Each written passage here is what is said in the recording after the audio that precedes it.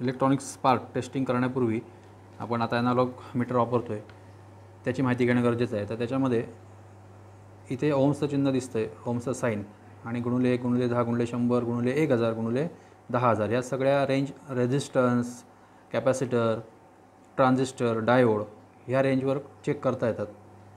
आता या ठिकाणी ज्या वेळी रेंज बदलू आपण, म्हणजे ×1 किंवा ×10 ×100 करू, त्यावेळी या ठिकाणी 0 म्हणजे हा पॉइंटर इथे 0वर सेट करणं गरजेचं आहे। त्यासाठी आता या ठिकाणी मी समजा पहिली ×1 ची रेंज घेतली तर दोन्ही टेस्ट लीड शॉर्ट करायच्या, पॉइंटर डिफ्लेक्ट होईल, तो डिफ्लेक्ट झाल्यानंतर हा 0 ॲडजस्टचा नॉब फिरवून या प्रकारे हा पॉइंटर 0वर सेट करायचा आणि नंतरच याचा वापर करायचा। ज्यावेळी आपण रेझिस्टर डायोड चेक करू त्यावेळी रेंज बदलली की पुन्हा ते सेट करणं गरजेचं आहे, कारण पॉइंटर आपली जागा बदलेल।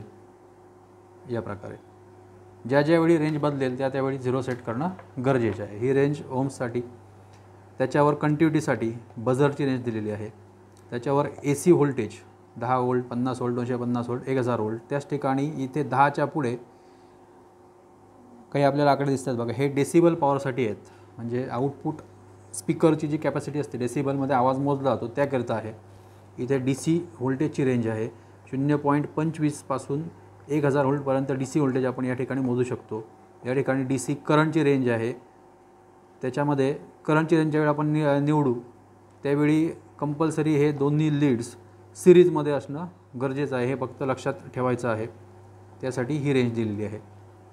वर डायलवर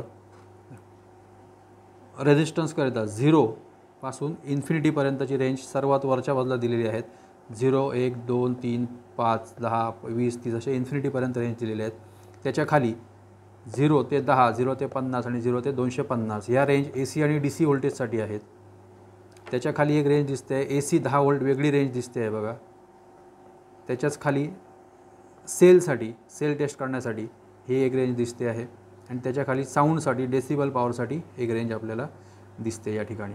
अशा पद्धतीने वेगवेगळ्या रेंज इथे आहेत, त्यापैकी आपल्याला वरची रेंज ही जास्त वेळा वापरावी लागते, वरची आणि ह्यामधल्या 3 रेंज व्होल्टेजसाठी। आता आपण मल्टीमीटर सहाय्याने रेझिस्टन्स